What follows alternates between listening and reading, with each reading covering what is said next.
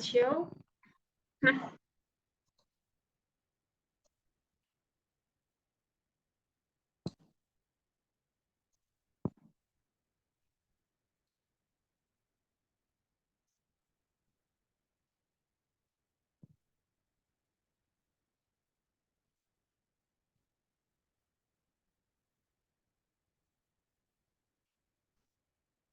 Oke, ini saya kirim linknya.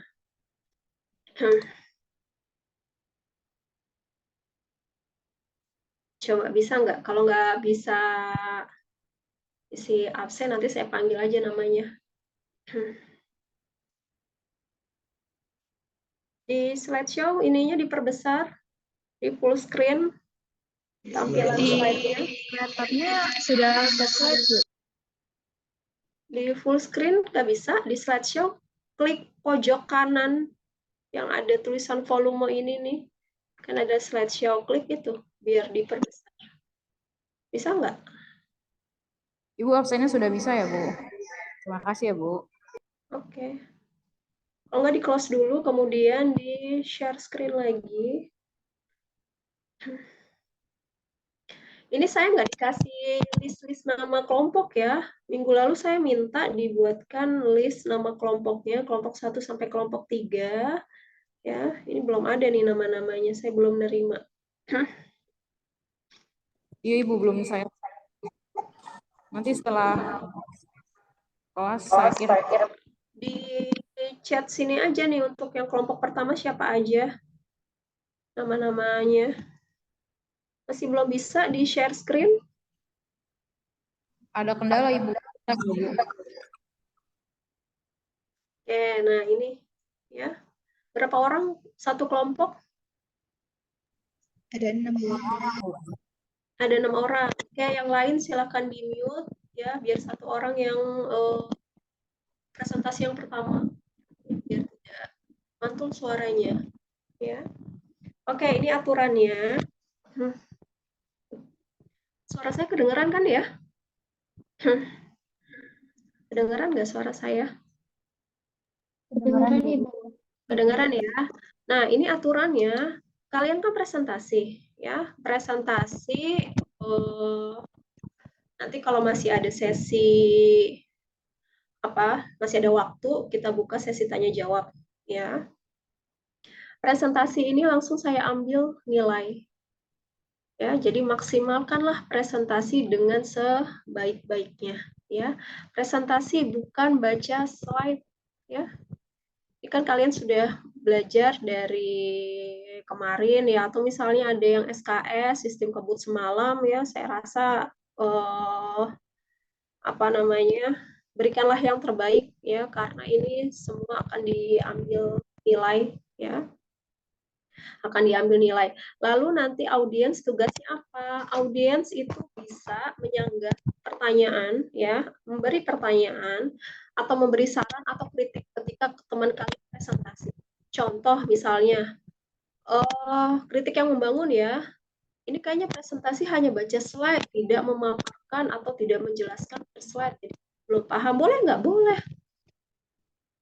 Ya, tugas audiens nih. Jadi selama perkuliahan ini juga saya akan pantau ya, mana yang on cam, mana yang tidak off cam, yang tidak on cam gitu. Yang off cam selama perkuliahan, nah itu saya catat namanya, ya, sudah isi presensi di e-learning.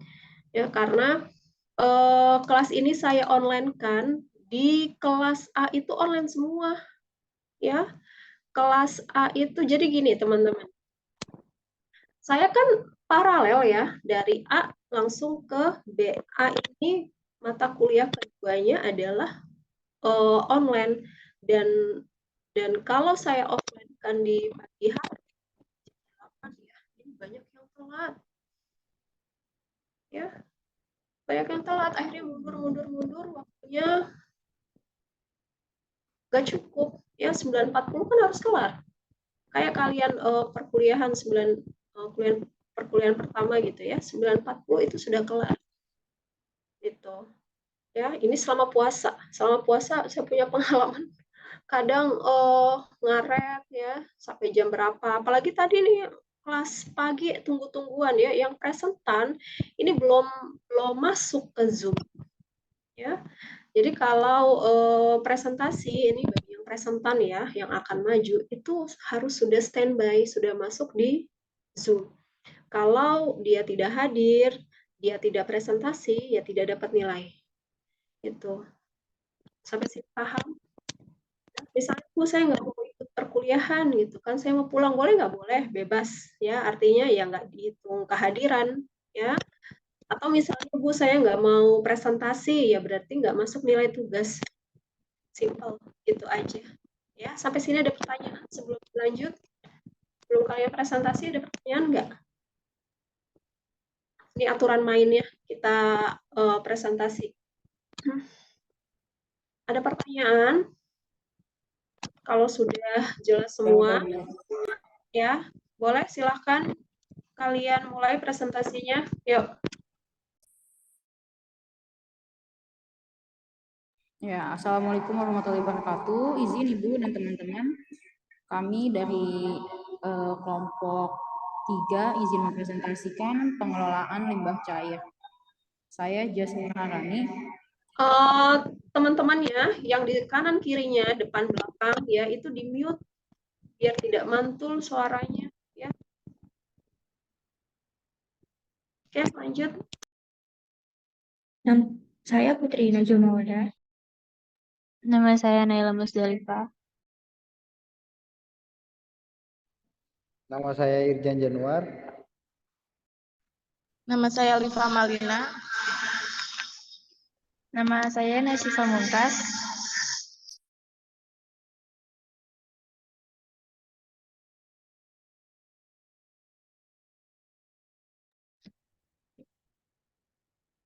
Di sini saya akan menjelaskan tentang pengelolaan limbah sawit. Bisa.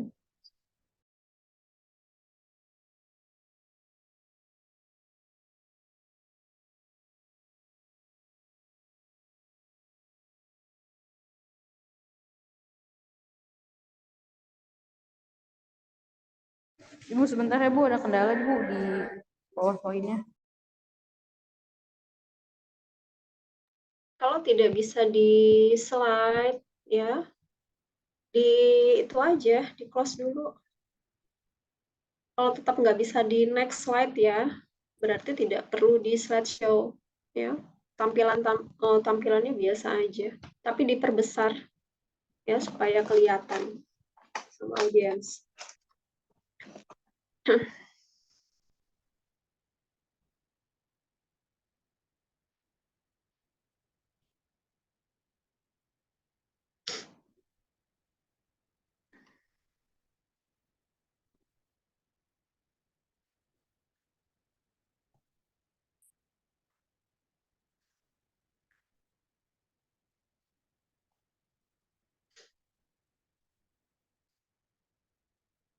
Oke, berarti nggak bisa di next slide ya, diperbesar aja. Nah, segini cukup nggak? Kalau nggak, ininya ditutup nih yang tools atasnya.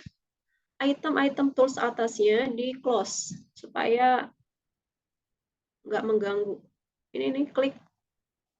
Kan ada tulisan berbagi nih, klik nih ujung panah ini, supaya bisa ketutup.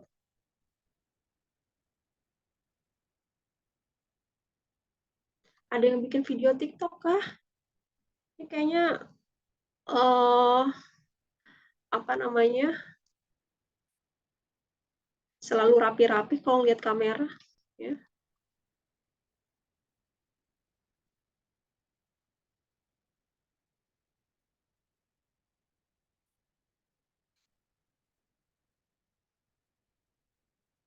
Bisa nggak di next slide-nya kalau di full screen? Ini nih yang berbagi ada ini nih. Tutup dulu. Jangan diklik berbaginya, tahu nggak yang tanda panah ke bawah? Close dulu. Ini jangan diklik yang berbaginya. Ini siapa yang megang laptop, tolong diarahin temannya. Ini waktunya nanti habis nih. Udah 15 menit. Ini nih. Ada tanda panah ke bawah nih. Yang add in ada tanda panah nih ke bawah. Diklik supaya dia ke atas. Bisa nggak?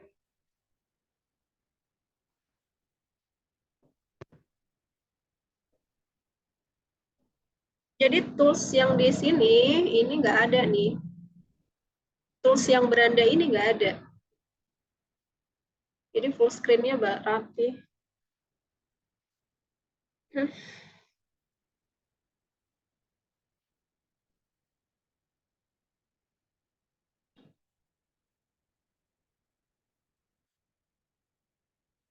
Itu sembunyikan toolbars.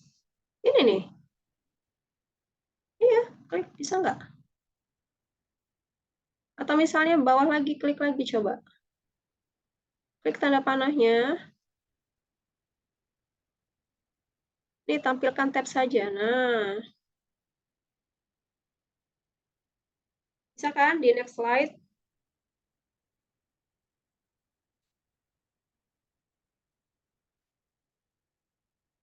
Yuk, mulai yuk. Baik Ibu, saya izin sebentar. Di sini ada pengelolaan limbah cair. Anjir. Potret sanitasi di Indonesia. Di sini ada gambar tentang buang air besar sembarangan di kebun, empang, dan berikut contoh buang air besar sembarang di kebun dan kali. Ini merupakan suatu tindakan di bawah kotoran atau tinja di tempat terbuka yang dapat mencemari lingkungan dan bahkan menyebabkan beberapa penyakit. Selanjutnya ada potret sanitasi di Indonesia. Buang air besar di sembarangan di sungai, saluran, dan laut. Masyarakat masih buang air besar sembarangan di sungai ataupun kali. Mereka sering menggunakan air tersebut untuk mencuci, bahkan mandi. Sanitasi yang buruk secara terus-menerus akan menyebabkan penyakit-penyakit seperti diare, hepatitis, tifoid, penyakit kulit, dapat menyebabkan stunting.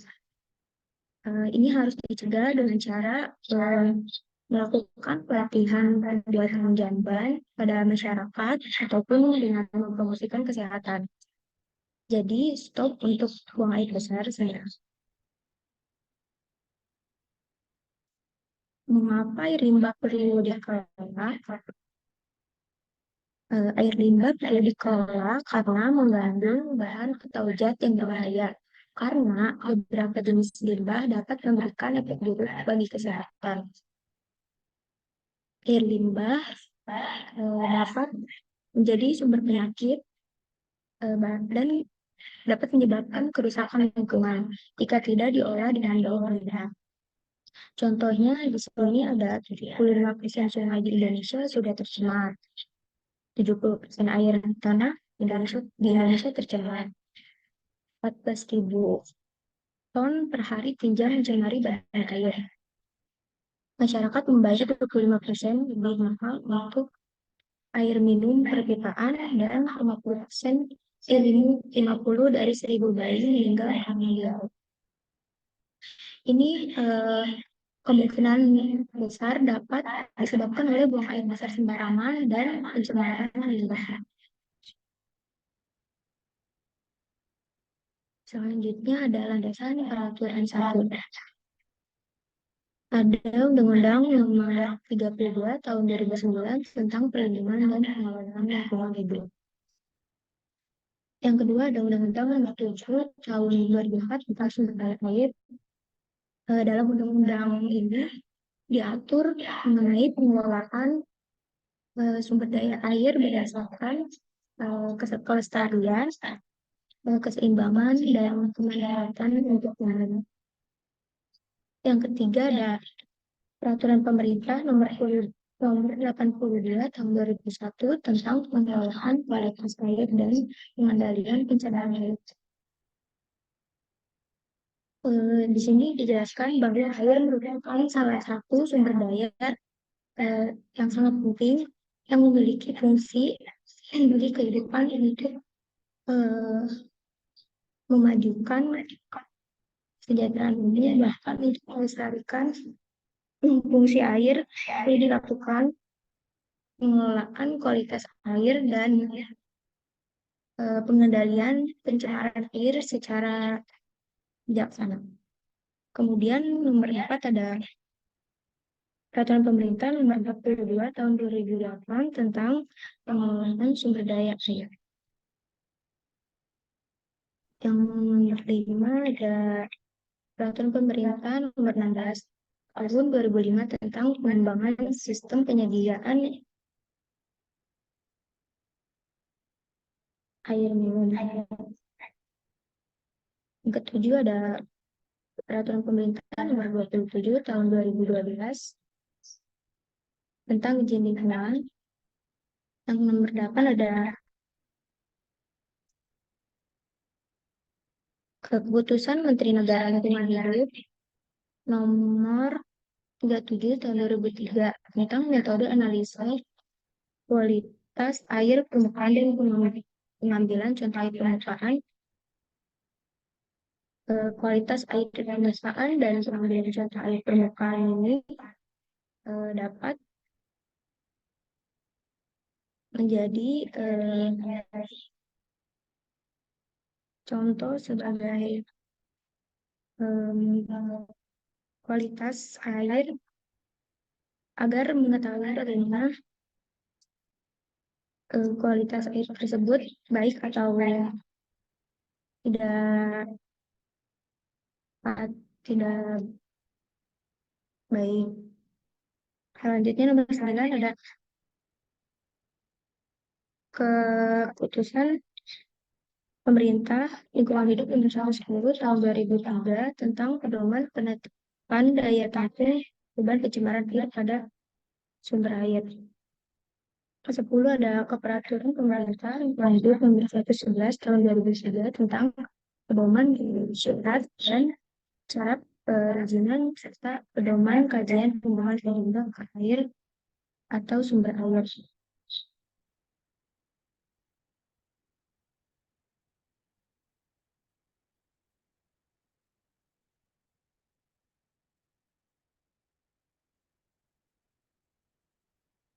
Selanjutnya, Undang-Undang Nomor 32 Tahun 2009 Pasal 20 Ayat 3.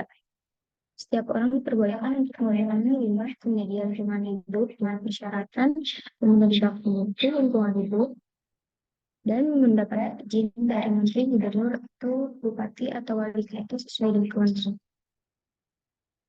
Contoh baku mutu lingkungan yaitu baku mutu air, baku mutu air limbah, baku mutu air laut, baku mutu udara, dan baku mutu lainnya agar lebih menjamin kepastian hukum dan memberikan perlindungan terhadap hak setiap orang untuk mendapat lingkungan hidup yang baik dan sehat sebagai bagian dari perlindungan terhadap keseluruhan ekosistem.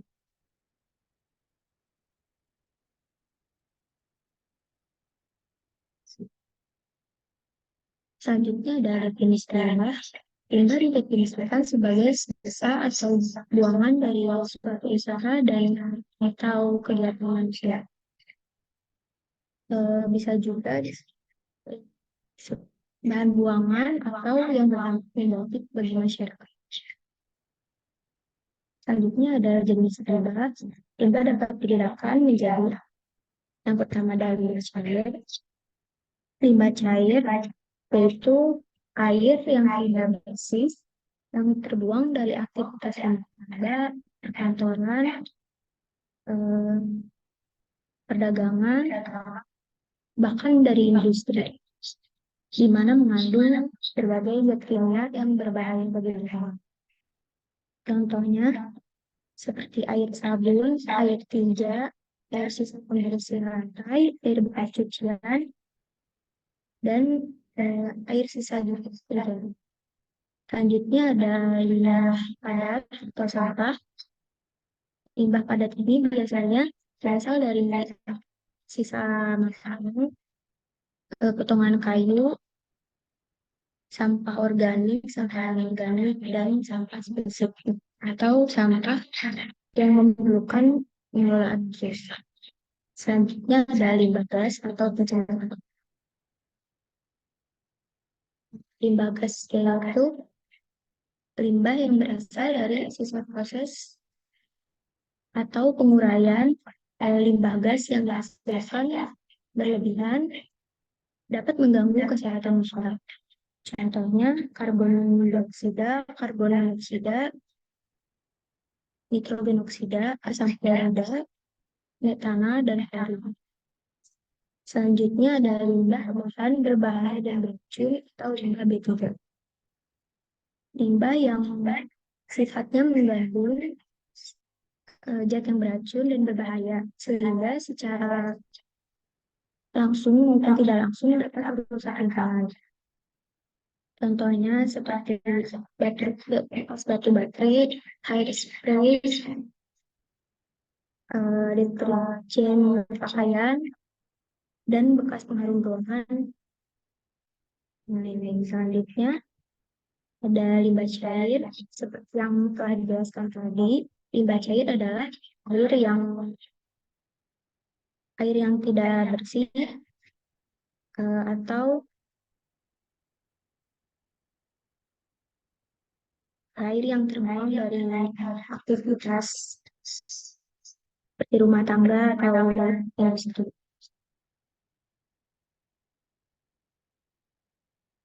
Selanjutnya ada limbah domestik. Definisi air limbah domestik yaitu air limbah yang berasal dari aktivitas hidup sehari-hari manusia yang berhubungan dengan pemakaian air. Contohnya ini ada air dari sisa cucian, air sabun, dan air tinja. Air limbah domestik yang dibagi menjadi dua, yang ada di selanjutnya juga, yaitu jenis black water dan grey water. Black water itu terdiri dari hasil limbah tinja, urin, dan feses. Kemudian grey water berasal dari penggunaan air mandi dan air cuci. Selanjutnya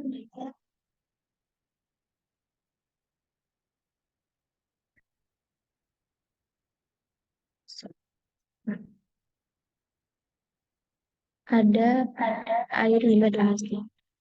Adalah air limbah yang berasal dari usaha atau kegiatan pemukiman, dapur, kamar mandi, cucian, toilet, rumah makan, perkantoran, perniagaan, dan sama. Air limbah domestik mengandung berbagai bahan organik dan senyawa mineral, yaitu kotoran, urin, dan air bekas cucian yang mengandung deterjen, bakteri, dan virus. Seperti yang dijelaskan tadi sebelumnya, air limbah domestik ini memberikan dampak negatif terhadap lingkungan, seperti mencemari tanah, merusak ekosistem air, dan berpengaruh pada sumber daya masyarakat.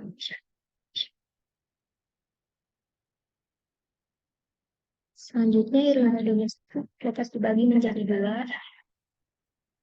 Yang seperti tadi sebelumnya dijelaskan, ada black water dan grey water. Urin dan feses. Grey water selain black water atau air mandi dan air cuci. Black water oleh sebagian penduduk dibuang melalui septic tank, namun sebagian dibuang langsung ke sungai. Grey water hampir seluruhnya dibuang ke sungai melalui sungai. Black water membutuhkan septic tank dan peresapan sebagai media pembuangnya. Sedangkan grey water mengandung banyak lemak yang berasal dari mentega, bekas minyak, dan santan, dan air sabun bekas cucian. Dengan memisahkan pembangunan air limbah, maka lingkungan dan sanitasi yang baik akan terjaga. Selanjutnya, mengapa air limbah domestik diatur? Karena pengolahan air limbah ialah untuk mengurangi kandungan bahan pencemar dalam air, terutama senyawa organik. Karena limbah dapat memberikan efek buruk bagi kesehatan jika tidak diatur dengan baik. Air limbah domestik atau kegiatan berpotensi mencemari lingkungan perlu dilakukan pencegahan. Oleh karena itu, air limbah tersebut perlu diolah dengan baik terlebih dahulu sebelum dibuang ke saluran.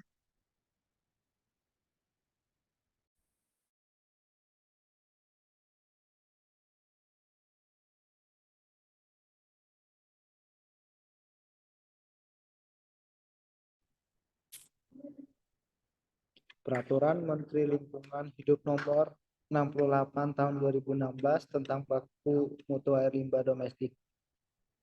Baku mutu air limbah adalah ukuran batas atau kadar unsur pencemaran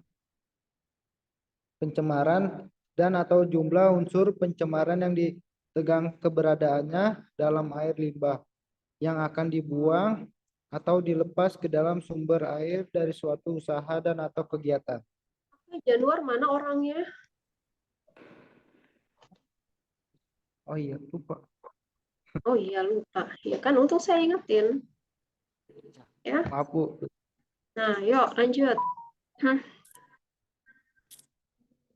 Next. Tabel 1 buku mutu air limbah domestik tersendiri. pH, parameter pH satuannya 0, kadar maksimum 6 sampai 9. Parameter BOD-nya satuannya miligram per liter sampai 30 kadar maksimumnya. COD-nya parameternya itu satuannya miligram per liter, kadar maksimumnya sampai 100. TSS-nya satuannya miligram per liter sampai 30 kadar maksimum. Itu minyak dan lemak satuannya miligram per liter, kadar maksimumnya sampai 5. Terus yang selanjutnya amoniak satuannya miligram per liter, kadar maksimumnya sampai 10. Total koliformnya jumlah per 100 mili sampai kadar maksimumnya 3000. Debitnya satuannya liter atau orang atau per harinya. Kadar maksimumnya 100. Lanjut. BOD, biological oxygen demand, adalah jumlah oksigen terlarut yang dibutuhkan oleh mikroorganisme yang hidup di perairan untuk menguraikan bahan organik yang ada di dalamnya. Terus selanjutnya, apabila kandungan oksigen dalam air menurun, maka kemampuan mikroorganismenya aerobik untuk menguraikan bahan organik tersebut juga menurun. Terus selanjutnya, nilai BOD diperoleh dari selisih oksigen terlarut awal dengan oksigen terlarut akhir. Terus BOD merupakan ukuran utama kekuatan limbah cair. Yang terakhir, makin rendah BOD kualitas air, makin baik atau makin bersih. Lanjutannya, BOD ditentukan dengan mengukur jumlah oksigen yang digunakan oleh mikroorganisme selama kurun waktu dan pada temperatur tertentunya. Biasanya 5 hari pada suhu 20 derajat Celcius pada 1 liter air limbah. Contohnya BOD sama 5 derajat sama dengan 100 mg per liter.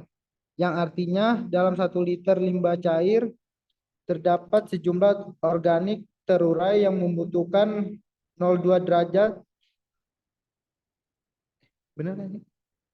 Sebanyak 100 mg agar mikroba aerob dapat menguraikan dalam 5 hari. Terus lanjutannya,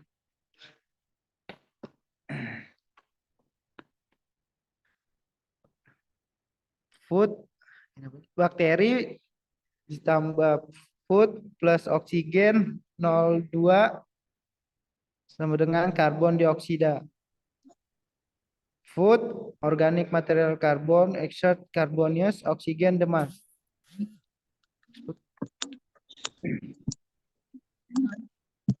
Chemical oksigen demand merupakan jumlah kebutuhan oksigen dalam air untuk diproses reaksi secara kimia guna mengurangkan unsur pencemaran yang ada.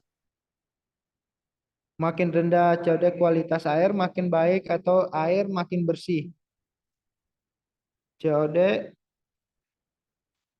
dan bot makin sulit, jenis limbah tersebut diolah dengan proses biologi. Lanjut. CO2 reaction 2 KC8H3O4 ditambah 10 K2 CR2 07 tambah 41 H2SO4 sama dengan 16 CO2 tambah 46 H2O tambah 10 CR2 SO4 3 tambah 11 K2 SO4.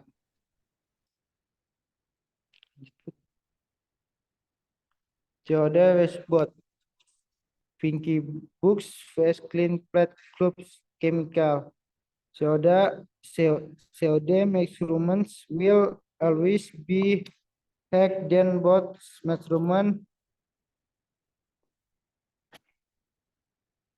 Lanjut. DO dissolved oxygen adalah kadar oksigen yang terlarut dalam air yang dibutuhkan untuk respirasi aerob mikroorganisme.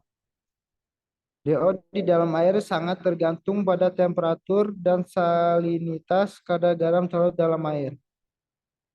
Penurun DO dapat diakibatkan oleh pencemaran air yang mengandung bahan organik sehingga menyebabkan organisme air terganggu. Tingkat DO maksimal ialah 90 ppm.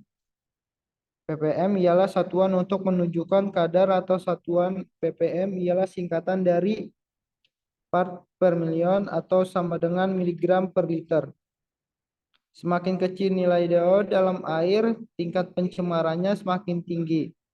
DO penting dan berkaitan dengan sistem saluran pembuangan maupun pengolahan limbah.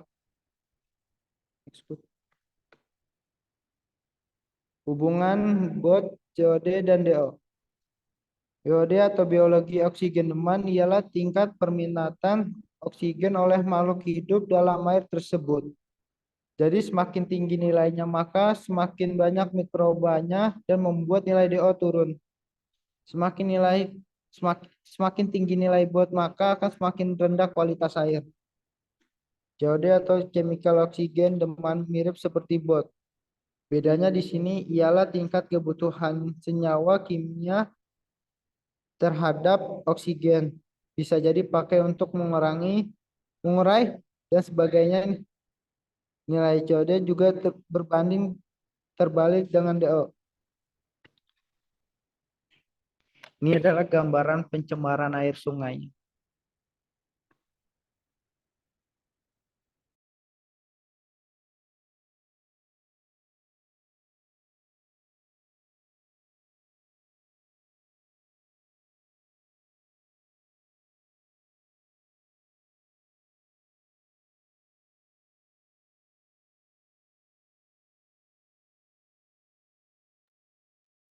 TSS, Total Suspended Solid, padatan yang tersuspensi di dalam air berupa bahan-bahan organik dan inorganik yang dapat disaring dengan kertas milipor berpori-pori 0,45.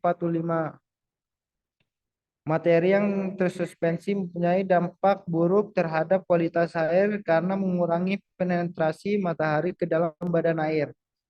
Kekeruhan air meningkat yang menyebabkan gangguan pertumbuhan bagi organisme produsen. Next. Turbidity atau kekeruhan.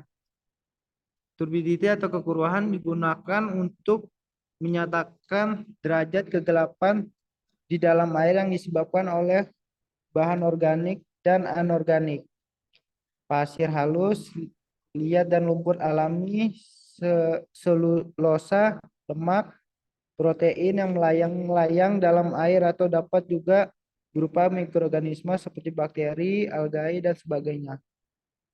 Kekeruhan erat sekali hubungan dengan kadar zat tersuspensi karena kekeruhan pada air memang disebabkan adanya zat-zat tersuspensi yang ada dalam air tersebut. Selanjutnya ada hubungan TTS, kekeruhan, dan DO. Yang pertama, adanya kekeruhan akan menghambat proses masuknya sinar matahari ke dalam perairan. Proses fotosintesis tanaman atau fitoplankton terhambat. Jadi maksudnya itu adanya kekeruhan akan menghambat proses masuknya sinar matahari ke dalam perairan, yang kemudian akan menghambat proses fotosintesis tanaman atau fitoplankton, terutama di perairan sekitar pantai. Fotosintesis oleh tanaman memerlukan kecerahan yang cukup untuk mengaktifkan proses fotosintesis yang disebut aerobatik. Terus yang kedua ada, jika oksigen hanya sedikit, dan maka bakteri aerob akan cepat mati karena suplai oksigennya sedikit dan bakteri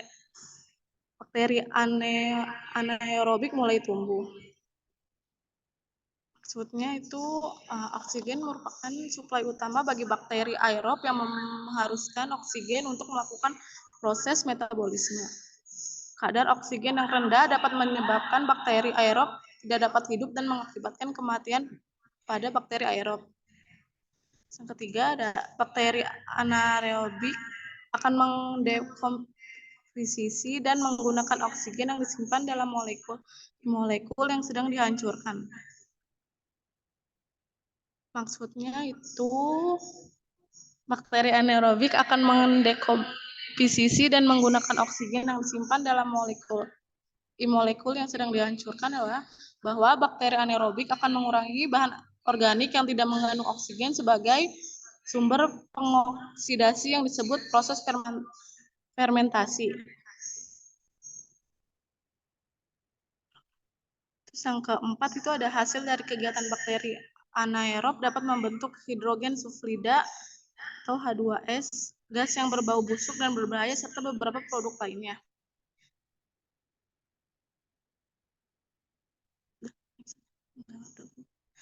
Terus selanjutnya ada derajat keasaman pH. Nilai pH limbah cair adalah ukuran kemasaman atau kebasaan limbah. Nilai pH limbah cair adalah ukuran kemasaman atau kebasaan limbah. Air yang tidak tercemar memiliki pH antara 6,5 sampai 7,5. Pada air limbah, pH juga bisa digunakan sebagai parameter acuan bagi penelitian sebelum menggunakan suatu larutan. Yang kedua itu dapat memengaruhi kehidupan biologi dalam air. Bila terlalu rendah atau terlalu tinggi dapat mematikan kehidupan mikroorganismenya. Jika nilai pH terlalu rendah, maka air tersebut dapat menjadi berbahaya bagi organisme air, itu mengganggu keseimbangan kehidupan air dan fungsi fisiologis biota air. Semakin rendah nilai pH, semakin rendah kadar oksigen bebasnya yang akan mengakibatkan kematian bakteri aerob. Selanjutnya itu ada sifat air bergantung pada besar kecilnya pH. Sifat air bergantung pada besar kecilnya pH, yaitu air merupakan senyawa organik polar yang pada suhu kamar merupakan cairan tidak berasa dan tak berbau yang hampir tak berwarna. Selanjutnya itu ada perubahan pH air tergantung pada polutan air tersebut. Polutan air dapat berupa bahan organik dan anorganik seperti minyak, deterjen, sampah organik, dan lumpur alami. Polutan ini dapat mengubah sifat air seperti kekeruhan, kadar oksigen, dan kadar zat tersubstansi.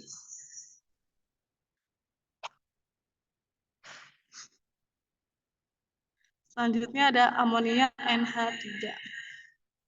Amonia NH3 adalah penyebab iritasi dan korosi, meningkatkan pertumbuhan mikroorganisme dan mengganggu proses desinfeksi dengan klor.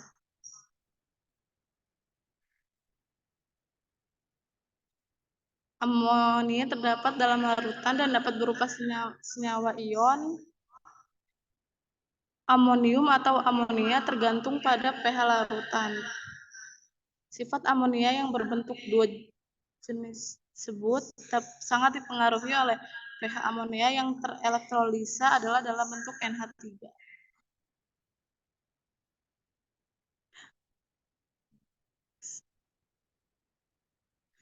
Total coliform.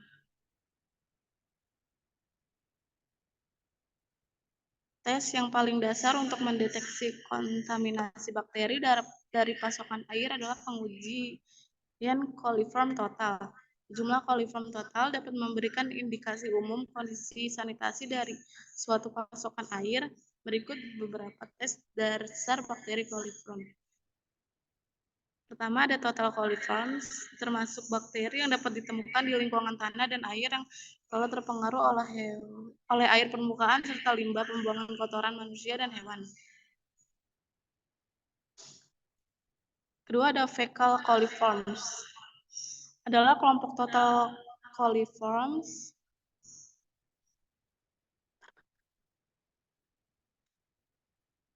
yang pada umumnya terdapat secara spesifik dalam saluran usus dan feses hewan berdarah pada warm-blooded animals.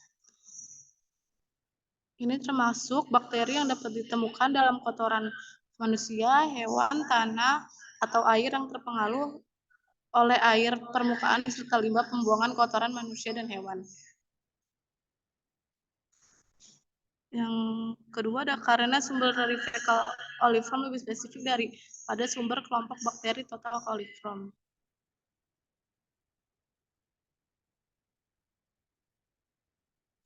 Yang ketiga ada pengujian fecal coliform dianggap sebagai indikasi yang lebih akurat terhadap adanya kontaminasi limbah kotoran hewan atau manusia daripada menguji total coliform. Selanjutnya itu ada Escherichia coli atau E. coli. Adalah spesies utama yang berada dalam kelompok fecal coliform. Yang kedua itu ada dari 5 kelompok bakteri umum yang tergabung dalam total coliform, hanya E. coli yang pada umumnya tidak ditemukan tumbuh dan berkembang di lingkungan. Hanya E. coli yang pada umumnya yang tidak ditemukan tumbuh dan berkembang di lingkungan. E. coli adalah spesies utama yang berada dalam kelompok fecal coliform yang merupakan subkelompok dari total coliform. Fecal coliform adalah bakteri yang dapat ditemukan dalam saluran usus dan feses hewan berdarah panas sehingga dapat dianggap sebagai indikator terbaik dari pencemaran tinja dan limbah kotoran hewan atau manusia. Oleh karena itu, E. coli dianggap sebagai spesies bakteri coliform terbaik untuk digunakan sebagai indikator terjadinya polusi limbah toilet serta kemungkinan adanya patogen. E. coli dianggap sebagai spesies bakteri coliform terbaik untuk digunakan sebagai indikator terjadinya polusi limbah toilet serta kemungkinan adanya patogen karena ia umumnya tidak ditemukan tumbuh dan berkembang di lingkungan yang tidak terkontaminasi. Kedua itu ada air limbah industri. Merupakan air yang dihasilkan oleh industri baik akibat proses pembuatan atau produksi yang dihasilkan industri tersebut maupun proses lainnya. Air industri dapat dibagi menjadi beberapa jenis. Salah satunya adalah air proses yang digunakan dalam pengolahan bahan baku untuk menghasilkan sebuah produk. Yang kedua ada limbah non-domestik, adalah limbah yang berasal dari pabrik, industri, pertanian, peternakan, perikanan, transportasi, dan sumber lain. Limbah non-domestik adalah limbah yang berasal dari pabrik. Limbah non-domestik dapat berupa cair, padat, atau gas, dan dapat mengandung senyawa-senyawa yang dapat mencemarkan lingkungan dan berbahaya bagi kesehatan manusia dan makhluk hidup. Pengelolaan limbah non-domestik melibatkan pengumpulan, pengolahan, dan pengelolaan sampah yang dapat meminimalisir dampak negatif terhadap lingkungan.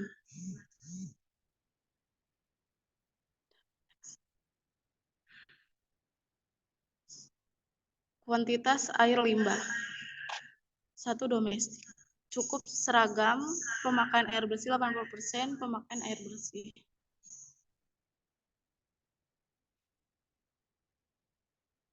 Hal ini disebabkan karena air limbah yang dihasilkan dari sisa-sisa penggunaan air bersih seperti dari proses pembuatan atau produksi industri, limbah dari kegiatan rumah tangga, dan lain-lain. Yang selanjutnya ada pola discharge mengikuti pemakaian air cup domestik.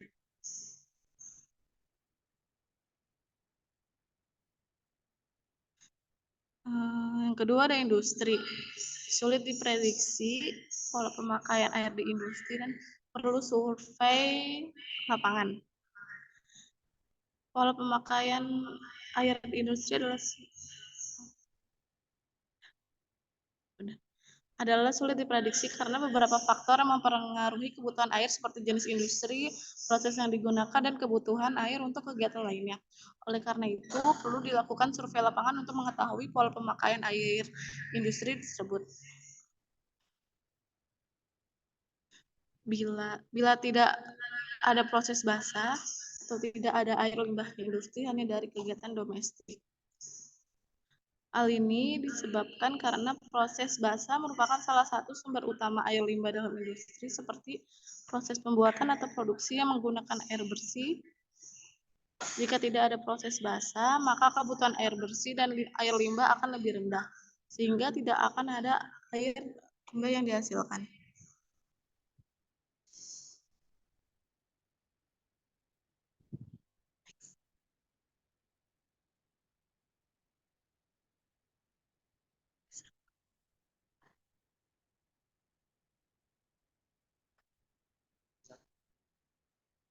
Selanjutnya ada kualitas air limbah industri. Berbeda dengan air limbah domestik. Air limbah domestik berasal dari aktivitas hidup sehari-hari manusia yang berhubungan dengan pemakaian air seperti air sisa dari suatu hasil usaha atau kegiatan. Yang kedua ada bervariasi atau jenis industri dan proses.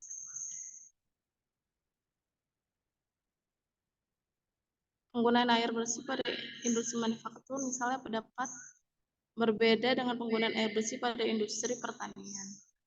Nah, selanjutnya ada parameter kimia atau beragam. Contohnya adalah pH, derajat keasaman atau basa air, oksigen terlarut, salinitasi, dan banyak lainnya. Parameter kimia ini dapat menggambarkan kualitas air dan dapat menggambarkan tingkat pencemaran air. Selanjutnya itu ada logam berat, yaitu industri elektroplating, industri metal, industri penyamakan kulit, industri batu, baterai, dan lain-lain. Selanjutnya ada BOD atau COD. Industri makanan, minuman atau biodegradable, industri kimia, farmasi, BOD atau COD kecil.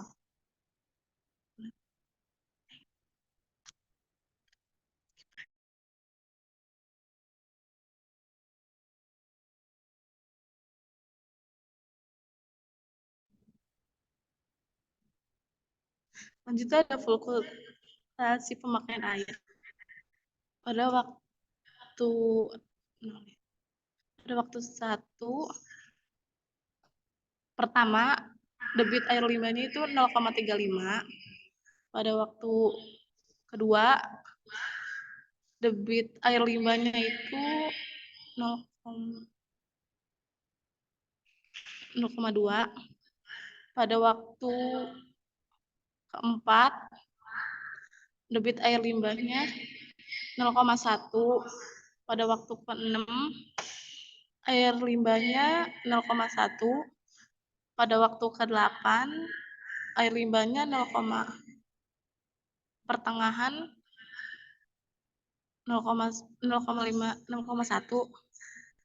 Pada waktu 10, debit air limbahnya 0,35. Pada waktu 12, debit air limbahnya 0,4. Pada waktu 14, debit airnya 0,4. Dibaca satu-satu, ya. Nggak perlu dibaca satu-satu itu.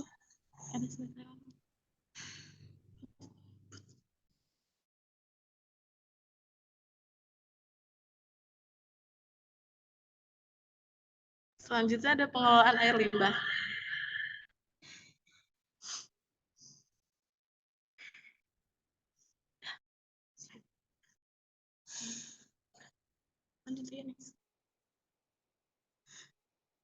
Pengelolaan air limbah. Tujuan utama pengelolaan air limbah ialah itu mengurangi kandungan bahan pencemar dalam air, terutama senyawa organik, atau mengurangi BOD.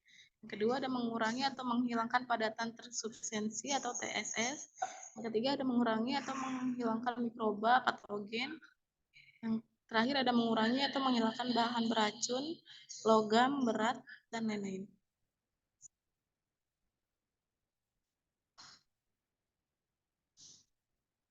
Setiap usaha dan atau kegiatan yang menghasilkan air limbah domestik wajib melakukan pengolahan air limbah domestik yang dihasilkan.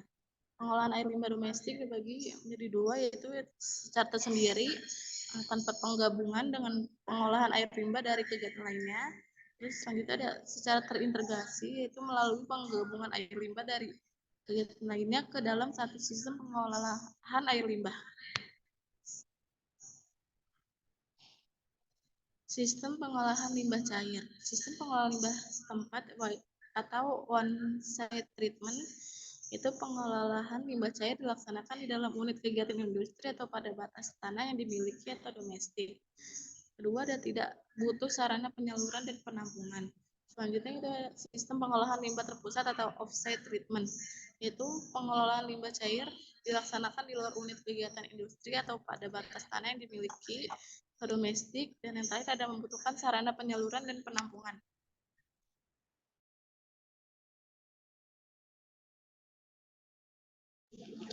Selanjutnya ada pertimbangan pemilihan sistem pengolahan air.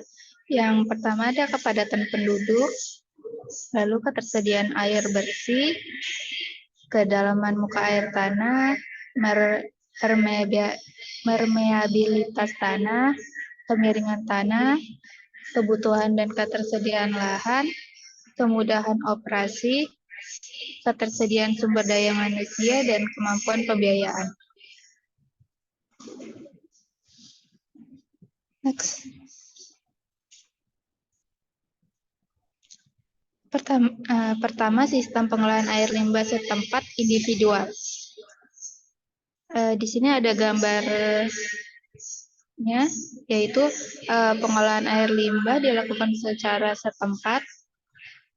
Mayoritas penduduk Indonesia masih menggunakan pengolahan air limbah sistem individual berupa tangki septik atau biofilter.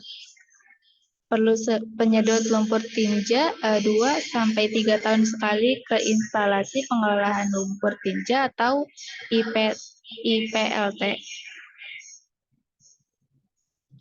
Next. Pengolahan limbah domestik. Timbulan itu berupa air limbah rumah tangga akan berada di pengolahan setempat, yaitu septic tank, cubuk, jamban, atau pit latrin. Lalu akan diangkut atau melakukan pengurasan menggunakan truk tinja dan mengalami pengolahan instalasi pengolahan lumpur tinja dan berakhir di badan air penerima, yaitu sungai atau saluran air. Next. Instalasi pengolahan lumpur tinja. Unit pengolahan setempat akan diangkut ke unit pengangkut dan berada di IPLT, yang dimana pengolahan primer, tangki imhoff, bak sedimentasi. Pengolahan sekunder, ada sistem kolam atau lagon, dan oxidation ditch. Yang terakhir ada pengeringan lumpur. Next. Tangki septik atau septic tank. Harus ada SNI, persyaratannya harus kedap air, efisien pengolahannya 60-70%. Next. 2. Sistem pengolahan air limbah setempat komunal. Teknologi pengolahan air limbah domestik komunal merupakan sistem pengolahan air limbah yang digunakan tidak hanya untuk satu rumah tangga, tetapi digunakan secara bersamaan seperti yang ada di gambar tersebut. Next. Pengolahan air limbah dengan sistem setempat atau one-site system. Sistem komunal untuk pengolahan air limbah terpisah hanya dari lumpur tinja dapat menggunakan sistem pengolahan yang dikenal dengan MCK+. Next. Pengolahan air limbah sistem terpusat. Sistem terpusat adalah sistem di mana air limbah dari seluruh daerah pelayanan dikumpulkan dalam riol pengumpul yang kemudian dialirkan ke dalam riol kota menuju tempat pengolahan dan efluen dibuang ke badan air penerima.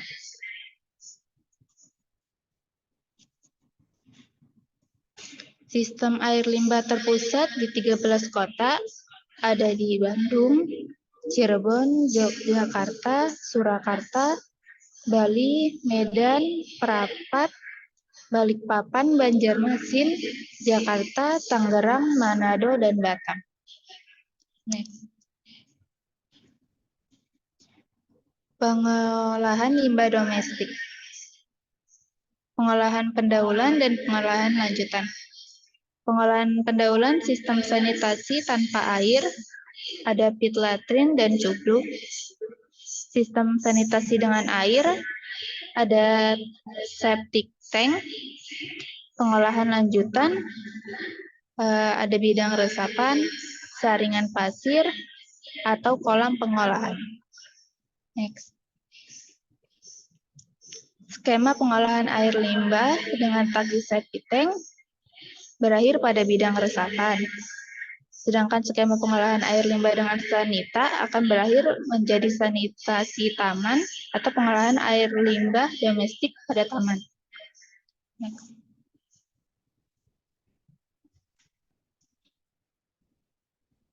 Komponen one set sanitation yang dimana pengolahan sistem di tempat, jadi satu rumah memiliki satu penampungan septic tank. Next. Kemudian ada dua jenis septic tank, one compartment septic tank, yaitu jenis septic tank yang memiliki satu ruang tunggal untuk menampung limbah dan melakukan proses penguraian oleh bakteri anaerobik. Pada jenis septic tank ini tidak memiliki baffle di tangki. Lalu ada two compartment septic tank, memiliki dua ruang terpisah yang memungkinkan proses pemisahan limbah padat dari cairan sehingga mengurangi pengendapan lumpur di saluran pembuangan. Pada jenis septic tank ini memiliki baffle di tangki.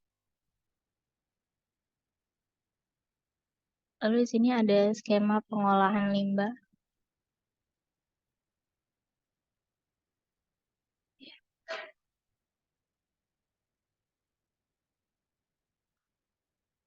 Pengolahan limbah cair dibagi berdasarkan proses fisika dan kimia. Diaplikasikan untuk menghilangkan bahan tersuspensi, senyawa yang tidak biodegradable, serta logam-logam. Contohnya koagulasi, flokaluasi, oksidasi, presipitasi, filtrasi, dan teknologi membran. Lalu ada proses biologi, ditujukan untuk menghilangkan bahan-bahan organik, terutama yang terlarut dalam air limbah. Contohnya Imhoff tank, upflow anaerobic sludge blanket, atau UASB. Pengolahan limbah cair dibagi menjadi 5 tahapan. Pengolahan pendahuluan atau preliminary treatment, pengolahan primer, primary treatment, pengolahan sekunder, secondary treatment, pengolahan tersier, tertiary treatment, dan yang terakhir penanganan lumpur sludge treatment.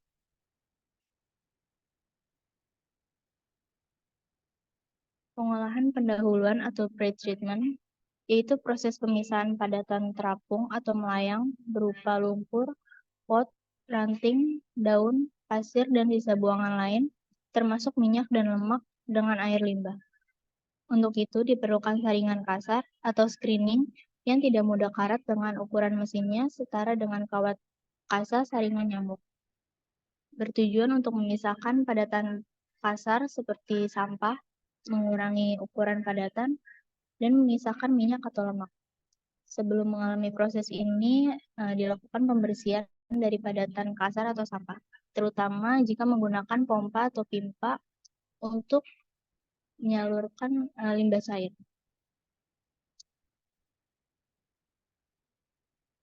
Unit-unit yang digunakan dibagi menjadi dua, pengambilan benda terapung, contohnya screening, communizer, oil skimmer, grease trap, dan pengambilan benda mengedap seperti pasir itu ada grate chamber.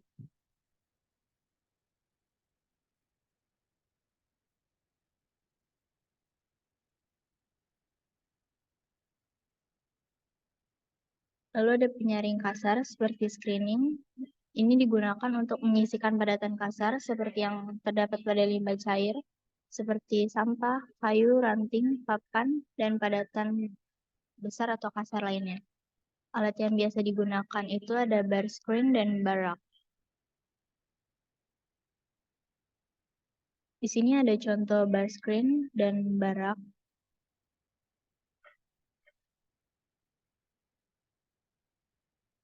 Lalu di sini ada contoh dari screening atau penyaring kasar yang terdapat di instalasi pengolahan air limbah kawasan Setiabudi, Jakarta Selatan.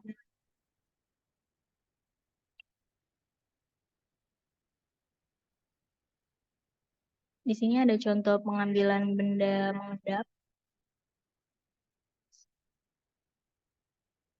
Lalu ada pengolahan primer atau primary treatment, yaitu proses untuk memisahkan air dari limbah padatan dengan mengupayakan agar padatan tersebut mengedap dan terpisah dari air.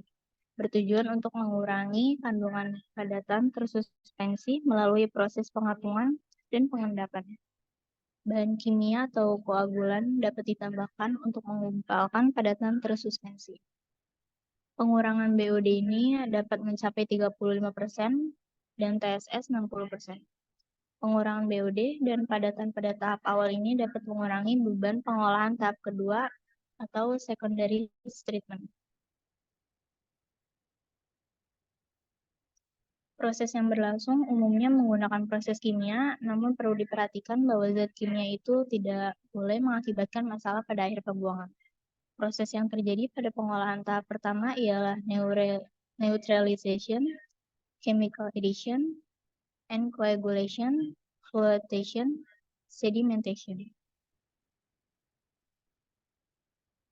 Di sini ada contoh primary treatment yang terdapat di instalasi pengolahan air limbah terpadu Cisurung di kawasan Bandung.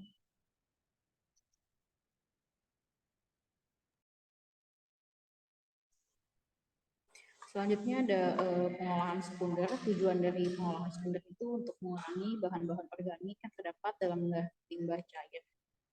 Pengolahan sekunder ini umumnya digunakan menggunakan proses biologi. Proses biologinya adalah proses penggunaan limbah. Proses biologinya adalah proses pengolahan limbah cair dengan menggunakan mikroorganisme. Proses biologi dilakukan pada kondisi anaerob atau kombinasi keduanya.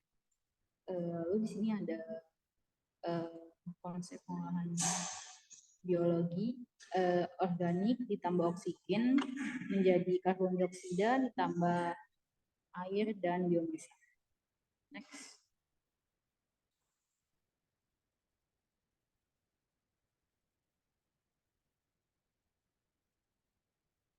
Berdasarkan kebutuhan oksigen, pengolahan secara aerob itu ada COD. COD itu proses oksigen kimia itu ada kurang dari 4.000 mg per liter relatif rendah. Contohnya itu ada kolam stabilisasi,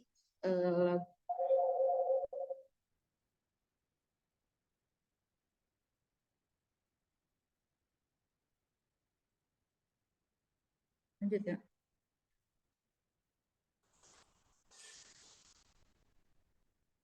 Belum lanjut trik. Masih yang tadi, salah lagi.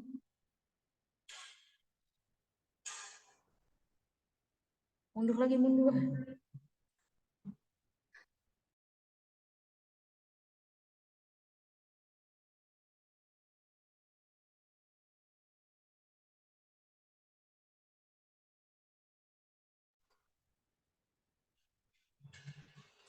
Lalu ada trickling filter, ada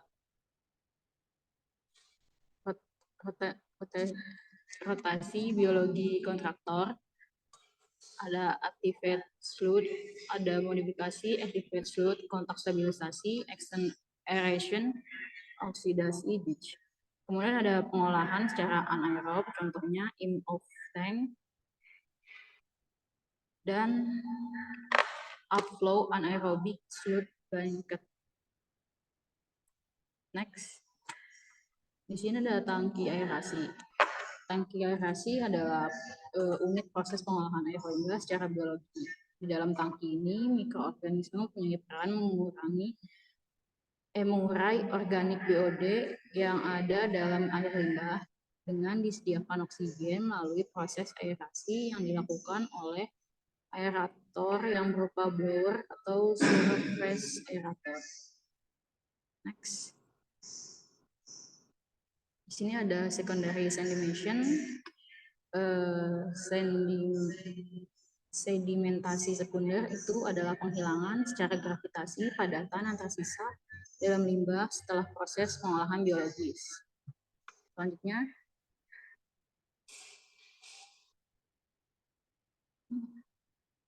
Selanjutnya ada tangki aerasi dan clarifier. Selanjutnya, next. Di sini ada reaktor dengan menggunakan feedback biomasa. Nanti bermula dari dia akan berpengaruh, lalu masuk dan berakhir produk akhirnya itu adalah menjadi limbah. Next. Di sini ada trickling filter. Trickling filter itu adalah sistem pengolahan aerobik yang menggunakan mikroorganisme melekat di media sebagai penghilang bahan organik dari limbah cair. Trickling filter beroperasi dengan teknik penyebaran atau mendistribusikan air limbah ke dalam sekumpulan media biofilm seperti pada bambu, kerikil, keramik, dan plastik. Trickling filter memiliki kelebihan yaitu sederhana, relatif cocok untuk komunitas kecil, dan relatif hemat energi. Media yang dipakai pada trickling filter berfungsi sebagai tempat hidupnya bakteri yang dibutuhkan untuk dapat mengolah air sehingga kualitasnya tetap terjaga. Next.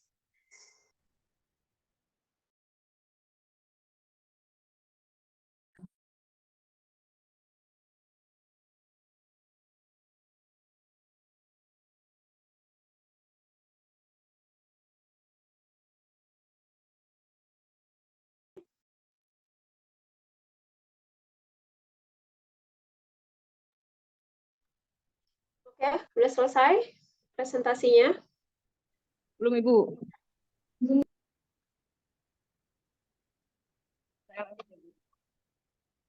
Jadi di sini RDC itu adalah pengolahan film tetap biologis yang digunakan dalam pengolahan limbah sekunder setelah pengolahan primer. Pengolahan RDC itu memungkinkan air limbah bersentuhan dengan lapisan biologis untuk menghilangkan polutan dalam air limbah sebelum air limbah yang telah diolah dibuang ke lingkungan, biasanya ke badan air seperti sungai, danau, atau laut.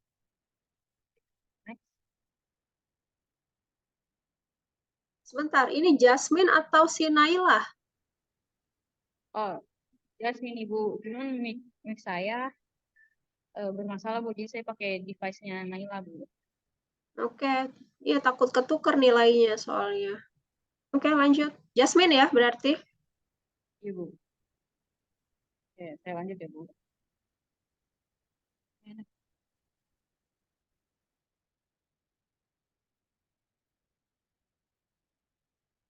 di sini ada pengolahan tersier, itu merupakan tahap lanjutan atau tambahan.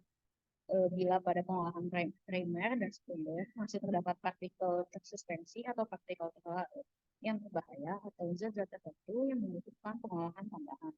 Pada pengolahan ketiga ini terdapat beberapa macam metode yang digunakan adalah sebagai berikut. Yang tahap pertama, metode pertama itu adalah penyaringan, metode kedua itu penyerapan atau absorpsi, yang metode ketiga itu disinfeksi, metode keempat pengurangan besi dan mangan, metode kelima itu perubahan CN-MIN, yang metode keenam itu osmosis global. Lalu selanjutnya next.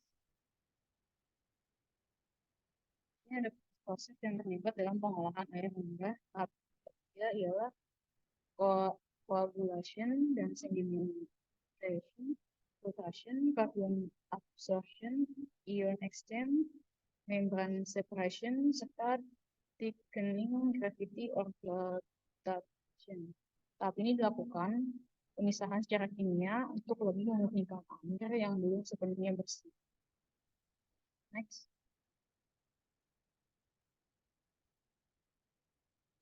Selanjutnya ada penanganan lumpur atau sludge treatment. Disebut juga pengolahan lanjutan atau ultimate disposal, proses pengolahan lumpur yang masih mengandung unsur nitrogen, fosfor, kalium, maupun unsur-unsur berbahaya lainnya sehingga dibutuhkan pengolahan lanjutan. Yang pertama itu ada proses pemekatan atau concentration, yang kedua ada proses penstabilan atau stabilization.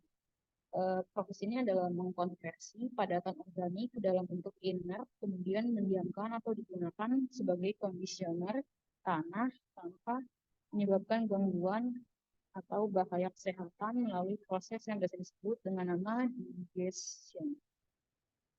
Selanjutnya ada proses pengaturan atau conditioning.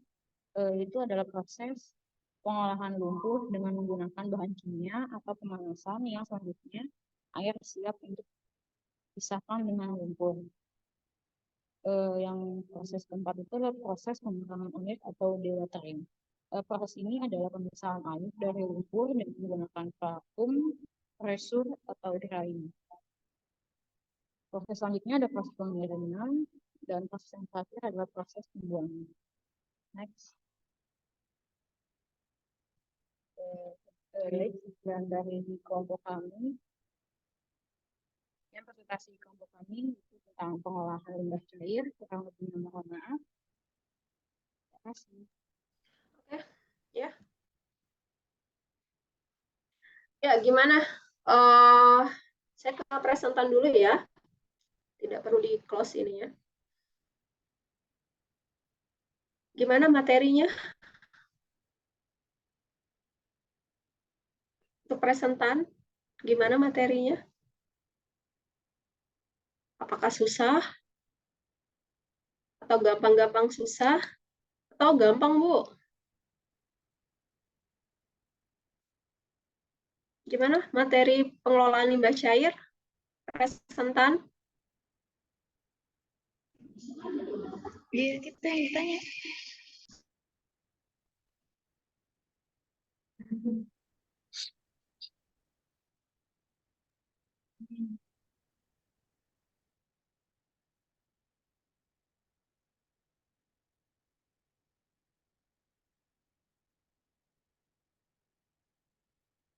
Ini kalau saya tembak langsung aja ya namanya. Soalnya kalau ini nggak ada yang jawab. Alifah, gimana? Gampang nggak?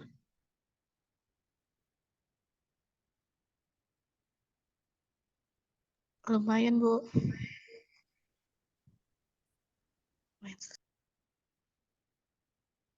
Ini banyak yang leave, kemudian masuk lagi. Ya, siapa ini? Nurosofi. Kemudian Jasmine. Gimana tanggapannya tentang materi ini? Kalau menurut saya materi. Kalau menurut saya ini materinya lumayan Bu. Soalnya kan kita kayak lebih pahamin lagi gimana cara limbah air, cara pengolahan limbah cair, kayak dari mulai tahap yang primer, sekunder, sama yang tersier, gitu Bu. Sampai nanti akhirnya ada pengolahan lumpur. Emang, ya, memang begitulah perkuliahan. Ya, perkuliahan kan semester 1 masih gampang. Nah, sekarang kurikulum baru semester 2 makin padat. Belum lagi nanti semester 3, 4, 5, sampai seterusnya. Mata kuliah bukannya makin gampang, malah makin susah. Ya, itulah kenapa saya beri tugas ini. Supaya kalau ini hanya saya ceramahkan di kelas, ya, itu saya yakin apa namanya, hanya cuma sebatas lewat begitu aja, ya banyak yang nggak paham karena mungkin banyak bahasa-bahasa baru atau baru pernah dengar kalian, ya makanya saya beri tugas supaya kalian baca kemudian pelajari, ya kan dari sini sudah terlihat nih satu kelompok ada 6 orang, ya ada yang persiapannya mungkin ya baca-baca biasa, ya ada yang rata-rata kayaknya sistem kebut semalam ini, ya karena sebagian besar ini saya mereview ini ya, mereview kelompok dulu. Sebagian besar itu hanya baca slide, ya, hanya baca apa yang ada di slide ini tanpa mengeksplor isinya, ya, tanpa menceritakan apa sih maksud dari slide ini. Contoh ya, saya kasih contoh satu aja. Contoh misalnya ini potret sanitasi di Indonesia, ini saya slideshow aja. Ya, di sini kan kalian bisa cerita nih, kenapa kok masih banyak yang seperti ini? Ya, ini kan bisa kalian explore lagi ya.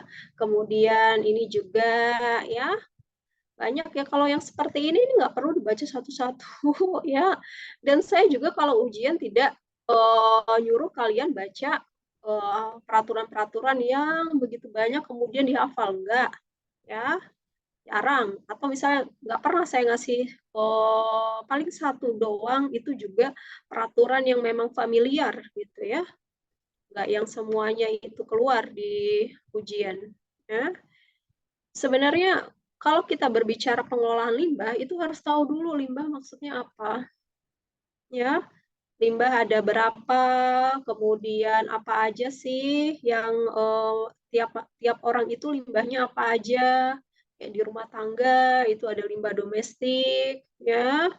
Kan kalian pasti sudah tahu lah, ya. Limbah itu kan sisa-sisa buangan, ya, yang tidak digunakan lagi oleh manusia atau dari sisa-sisa dari kegiatan manusia, ya.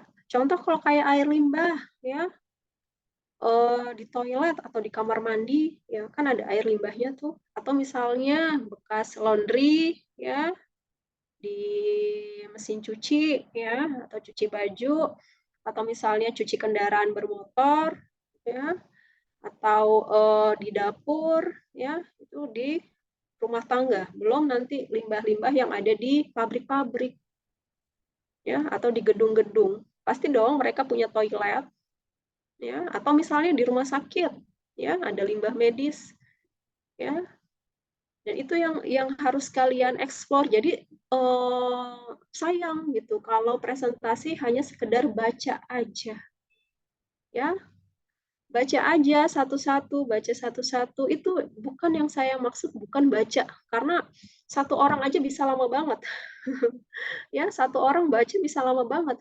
Itu yang saya tidak mau tuh sebenarnya, tidak kayak gitu tuh yang tidak saya inginkan gitu. Baca satu-satu kemudian apa namanya? Jadi audiens ini hanya didikte ya. Sebenarnya kayak saya atau teman-teman yang lain audiens ya mungkin agak begitu suntuk ya, karena apa yang kita lihat di monitor itu kan sama persis.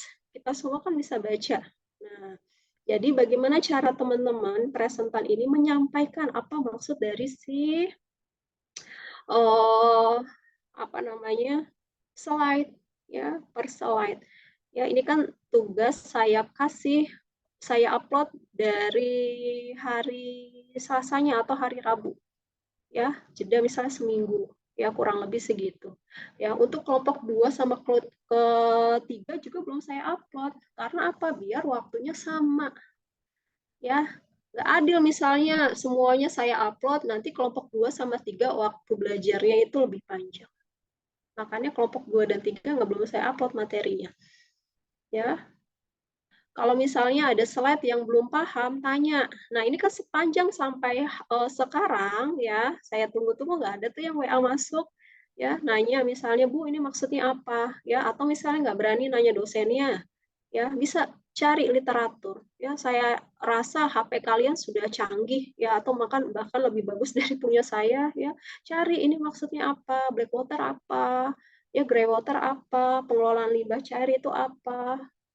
Ya, jangan takut kehabisan literatur. Bu, saya nggak dapat literatur, ya berarti nggak bisa nyarinya di Google. Ya, sekarang kan zaman serba digital, ya informasi segala apapun itu bisa diakses, ya asal terhubung dengan internet.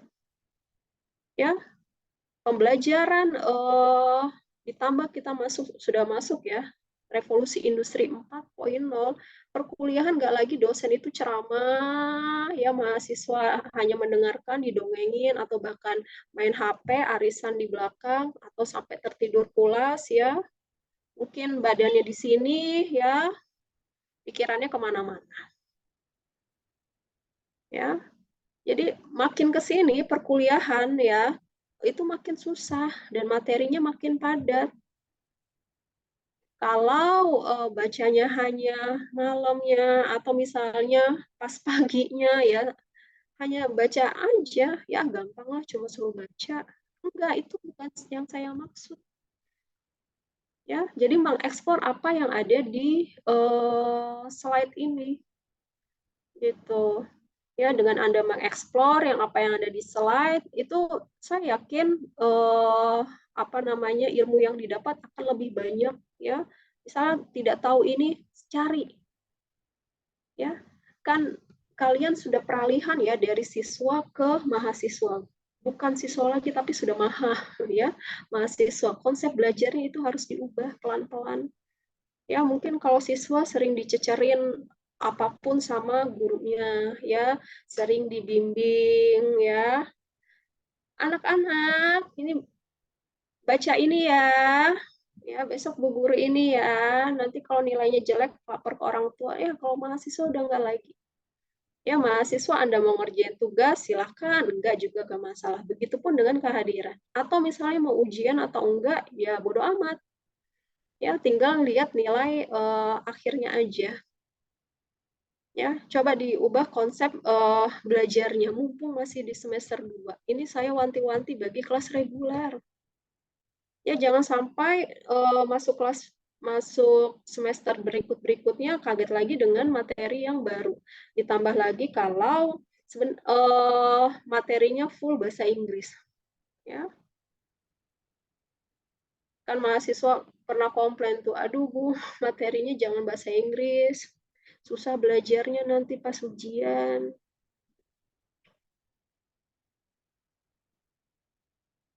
Ya, ini untuk kelompok selanjutnya yang maju, ya. Kelompok yang maju selanjutnya itu saya harap dipersiapkan dengan maksimal. Ya, karena ini kan bukan nilai main-main ya. Apa yang kalian berikan terbaik, apa yang kalian berikan maksimal, maka hasilnya akan maksimal. Karena hasil tidak mengkhianati usaha. Ya, kayak maling nih, ya, pengen bobol rumah dia itu kan harus survei dulu.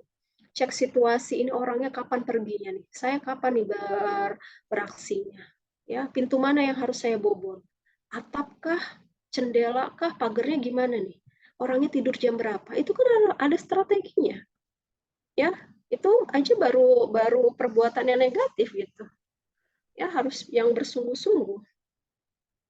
Ya, jadi kalau memberikan ala kadarnya, ya nilainya ala kadarnya. Ya, apalagi kalau presentasinya sambil cengengesan. Ya, Jadi diperhatikan nih biar teman-temannya asik ngobrol di belakang, saatnya kalau kalian presentasilah yang maksimal karena yang di situ nilai kalian ya nilai pertama. Nanti misalnya ada berapa tugas, misalnya ada 3 tugas selama semester, tugas 1, 2, 3, nanti saya akumulasi itu berapa nilai rata-ratanya. Ya, Bu, saya nggak mau ngerjain tugas pertama ya, berarti tugas pertama 0. Ya, tugas kedua nggak ngerjain, saya ngerjain tugas terakhir. Ya berarti tetaplah dibagi 3. Ya. Jadi kalau beranggapan semua materi kan namanya perkuliahan kan gitu ya. Perkuliahan itu materi yang baru pernah kalian dengar, apalagi siswa-siswa dari IPS ya atau misalnya IPA baru pernah dengar ya. Anda masuk teknik, belajar coding, belajar integral, belajar kalkulus ya. Kemudian masuk kedokteran ya. Mungkin di IPA itu belajar anatomi tubuh. Hanya secuil aja. Tapi ketika di perkuliahan itu lebih didalamin lagi. Ya. Banyak istilah-istilah atau teori yang baru kalian dengar. Yaitu ya tantangannya tuh di situ. Ya, di mana Anda bisa mengeksplor apa yang tidak tahu ya, kemudian mencari tahu. Kayak di luar negeri ya, Anda sekolah di luar negeri jarang loh yang di kelas ya semua mini project atau misalnya di lab ya atau mini project turun lapangan ya ketemu dosennya hanya pas bimbingan ya sehari-hari di perpus atau misalnya di lab ya jadi tergantung jurusannya apa. Jadi kalau misalnya banyak yang istilah-istilah baru lah itu hal wajar dalam perkuliahan ya karena memang belum pernah kalian dengar atau misalnya masuk Kesmas apa sih Kesmas ya orang awam kan hanya berpikir masuk Kesmas nanti kerja di puskesmas ya ini Kesmas nih kerja di puskesmas padahal di Kesmas itu banyak sekali apa namanya peminatan-peminatan yang bisa kalian pilih tergantung kampus ya menyediakan peminatan apa saja yang best seller mungkin atau yang banyak diminati mahasiswanya. Ya. Jadi materi-materi selanjutnya pun sama. Materi yang istilahnya baru kalian dengar ya. Baru kalian pelajari itulah tantangannya. Ya, kenapa saya memberikan tugas seperti ini supaya kalian bisa mengeksplor lebih. Ya, ini kan dari awal sampai akhir kan hanya baca. Nah, yang seperti ini juga dibaca ya. Kalau kalian belajar kimia organik ya, kimia anorganik ya bacanya nggak sampai harus 2KC8H304 ya nggak usah seperti itu. Baca aja, ini kan ada tulisannya nih, ada KHP di kromat oksidan, eksit, ya, H2SO4 asam sulfat, ya, karbon dioksida, water, ya, kalium sulfat, ya jadi nggak baca ini tren, nah ini kayak didikte aja, ya, gitu. Nah bahasa Inggris juga penting, minimal bisa conversation-nya, ya bacanya, ya. Ini juga tadi dibaca satu-satu, ya rata-rata dibaca satu. Nah ini yang jadi gini loh, pengelolaan limbah cair ini memang materinya banyak, ya, dan banyak juga yang akan saya ujikan ketika UTS nanti, ya, untuk pengelolaan limbah cair ini. Contoh ini ya, ini tadi juga nggak dijelasin nih, ya. Anda searching aja pencemaran air ini ada kantong oksigen, ya, cari narasinya. Ya, kalau ini kan bahasa Inggris nih. Kalau nggak bisa bahasa Inggris, cari yang bahasa Indonesianya. Jadi ketika dapat slide dengan jumlah 6 orang, kemudian kalian kocok atau pembagiannya seperti apa, silahkan, bebas. Ya, pilih sistem yang bikin kalian tuh all out, yang bikin kalian, saya presentasi ini maksimal. Kalau misalnya slide ini dianggap susah oleh si A, misal si A dapat ini, lempar aja ke temannya. Ya, boleh nggak Bu ketika presentasi itu loncat-loncat orangnya? Boleh. Saya nggak melihat urutan kalian presentasi. Yang saya lihat adalah bagaimana kalian memaparkan ini. Ya, bagaimana kalian memaparkan dengan bahasa kalian sendiri. Bahasa yang mudah kalian sampaikan ke audiens. Ya, nggak perlu pakai bahasa yang susah-susah dihafal, semalam suntuk. Nggak, pakai bahasa yang mudah, yang bisa kalian paparkan ke audiens. Ya, jadi misalnya si A nggak bisa memaparkan, ya si B atau si C. Ya, jadi bukan banyak jumlahnya, percuma kalau jumlahnya banyak, tapi hanya dibaca doang, ya tanpa dipresentasikan dengan baik, ya sama aja. Ya, mendingan ketika dapat rata sama rata, ya kemudian kok punya saya sedikit, kok punya saya banyak, ya saya akan melihat, oh ini mahasiswa dari tadi dia terus yang presentasi, ya dia nilainya paling besar. Ya, dengan catatan bisa mempresentasikan dengan baik. Pasti dong ada nilai tambahan, ya. Di kelas saya tenang aja, nggak ada yang dirugikan. Ya, saya bersifat objektif kalau penilaian. Ya, oh ini mahasiswa ini tidak pernah on cam selama perkuliahan, ya nilainya dikurangin. Ya, karena saya menghargai mahasiswa yang on cam selama perkuliahan. Ya kan ini saya perhatikan, itu lama ya presentasi, ini ada yang cengengesan, ada yang ini, ada yang itu. Ya, wajar lah karena kan nggak ada dosen ya di kelas, ya. Jadi untuk ke depannya, ya ini kan pengambilan nilai, ya langsung. Atau misalnya, Bu, saya pengen tahu nilainya, boleh nggak? Boleh. Ya, kalau misalnya UTS nanti, Bu, saya pengen lihat UTS-nya tuh sebutin aja. Ya, nggak usah sebutin mahasiswanya, sebutin aja NPM-nya. Ya, dari dua angka di belakang. Ya, di belakang NPM. Ya, kalau temennya hafal nomor NPM, ya akan tahu itu siapa yang nilainya ini. Ya, tidak ada rahasia di antara kita. Ya, mau nilai tugas, boleh nggak Bu? Saya mau lihat nilai tugas saya sementara, boleh nggak? Boleh. Ya, atau misalnya nilai UTS, boleh nggak? Boleh. Ya, jadi akan memicu kalian supaya, oh ternyata saya UAS harus lebih giat lagi, supaya apa? Supaya dapat nilai A. Ya, karena di sini kan A ini kan A bulat ya, 80 sudah A loh. Di tempat lain 80 belum A, 80 itu masih A min. Ya, makanya kalau mahasiswa ketika dosennya bilang, ya semoga kelas ini lulus dapat A, nggak, rata-rata tuh nggak jawab A min, ya dapat A min, ya A min. Ya, sayangnya kan nggak ada A plus ya, jadi A min, kemudian A bulat. Nah, kalau di sini kan A bulat, B bulat, ya langsung. 79,9798 itu B, hati-hati ya.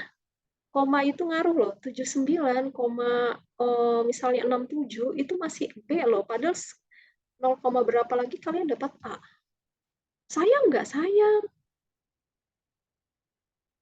Ya, ayo semangat. Saya harus nyemangatin kalian yang masih semester 2 biar nggak males-malesan. Ya, supaya nanti ke depannya nilai kalian bagus, kalian apply beasiswa. Ya, Bu, saya orang berada, saya orang mampu bisa bayar kuliah ya. Ya, dengan beasiswa mau kalian orang mampu atau tidak mampu kan enak dibiayain sekolahnya. Ya, uang berlebih bisa dipakai buat yang lain. Ya, karena kan yang mampu saja banyak yang ngincer beasiswa loh.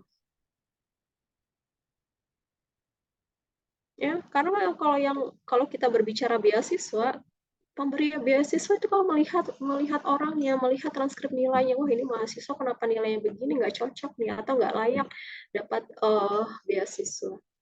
Ya sayang, ya semangat. Ya saya aja kalau ngajar semangat, masa kalian yang masih muda-muda letoy, ya nggak semangat, ya malas-malesan, atau misalnya nggak suka mata kuliahnya, ya disuka-sukain. Karena ini kan masih sistem blok ya, kalian belum shopping mata kuliah, belum milih, oh saya mau mengambil mata kuliah ini kan masih kuliah blok. Jadi semester 1 perkuliahannya ini, semester 2 ini, ya jangan gitulah, ya.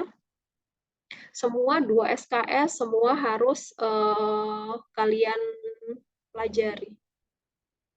Ya mau suka nggak suka, ya itu harus kalian terima, ya karena kan konsekuensinya tetap 2 SKS. Ya, ada lagi pertanyaan? Ini waktu saya sudah habis, ya.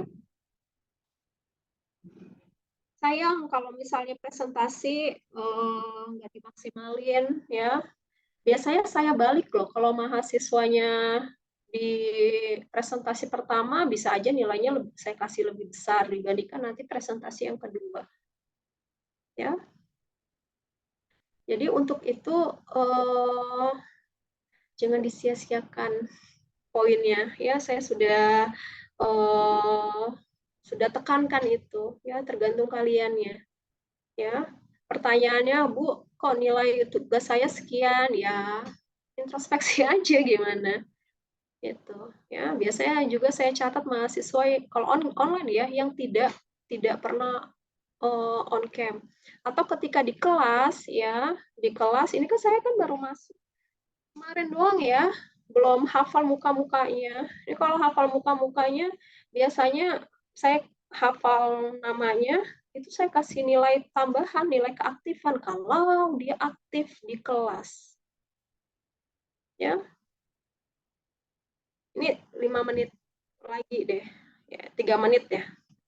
Mahasiswa dengan UTS yang rendah, dia ketika nilai akhirnya dapat bagus, itu gara-gara apa?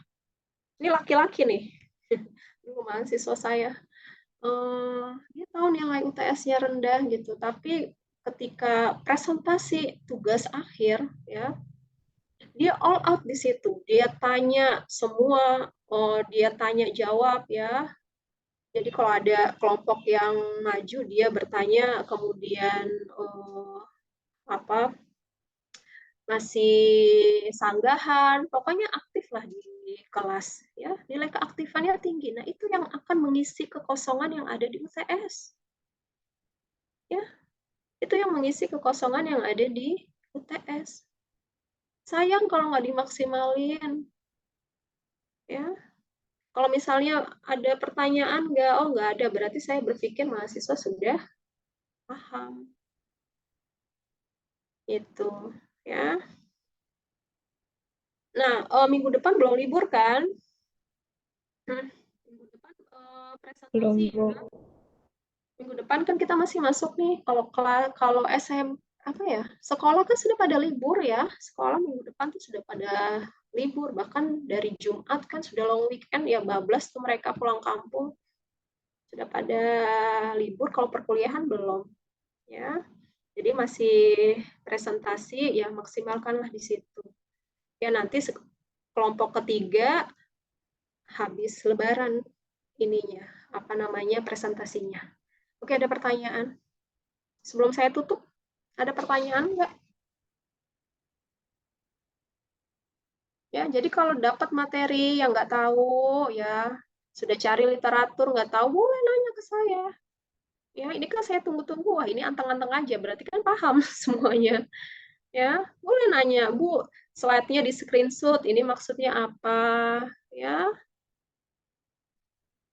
itu. Oke, kalau tidak ada pertanyaan lagi, insya Allah kita ketemu lagi minggu depan. Ya, itu pertemuan terakhir ya sebelum kita libur Lebaran. Ya, selamat siang. Assalamualaikum warahmatullahi wabarakatuh. Yang Waalaikumsalam warahmatullahi wabarakatuh. tidak bisa isi Makasih, Bu. absen, laporan ya. Yang tidak bisa isi absensi e-learning, laporan ya supaya didata sama PJ. Oke. Baik, Bu.